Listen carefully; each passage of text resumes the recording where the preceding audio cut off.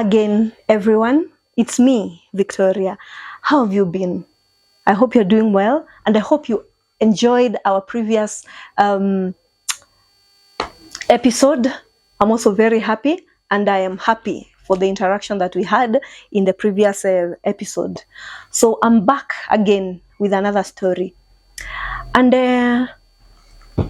before I get into my story, as usual, please subscribe, like, share, watch the entire story, and leave your comment. And kindly follow me to the end. So it's story time again. Now, back in the year, let's say, which year was this? 2014. Nilikuwa pale, nimeingia shule fulani. I was teaching, okay? I was teaching and nilikuwa nasomesha kidogo, and then I would go to school to study. So now, this school was a boarding school. It was a boarding school. And let me tell you my observation. People would bring children to boarding at such a tender age and would be left wondering, huyu msee anapanga nini? Now, some of the youngest kids that were brought to that boarding school walikuwa watoto wa grade 1, grade 2 na kuna wale wa grade 3.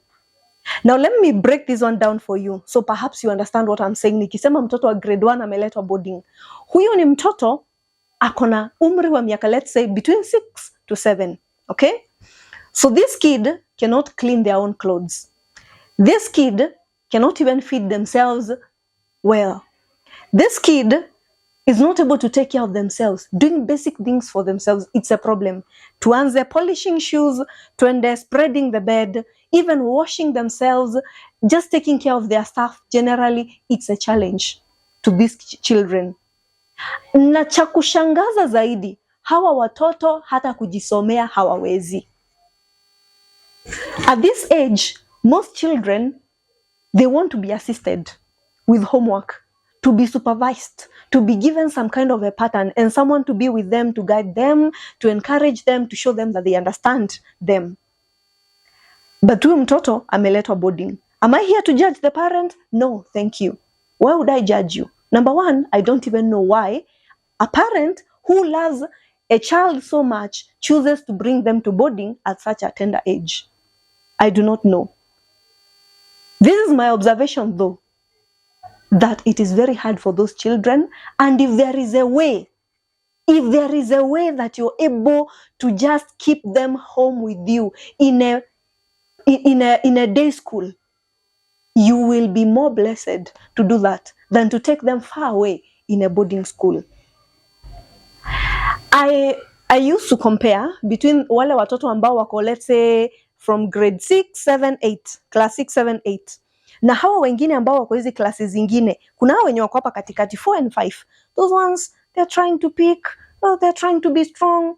They are really struggling. But these others who are down here, these children struggle. I do not know what inspires parents to take kids to boarding school at such a tender age.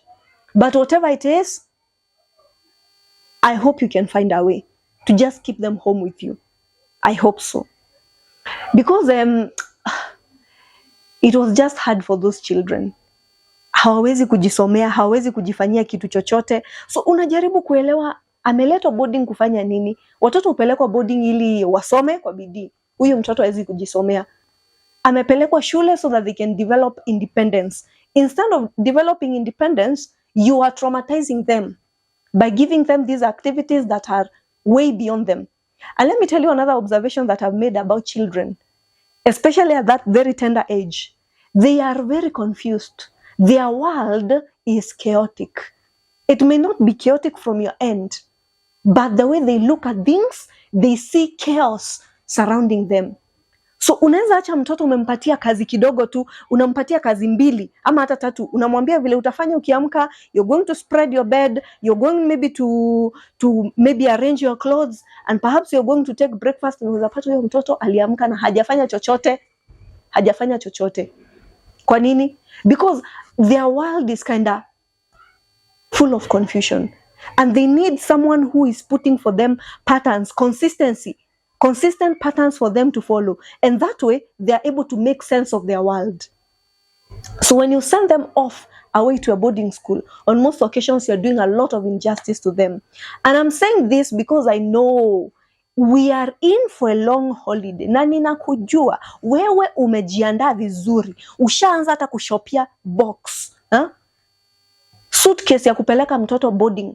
Ushaanza kupanga vile unampeleka boarding. But the question you should be asking yourself is this: is my child mature enough to now move to this stage where they need to start developing skills like independence?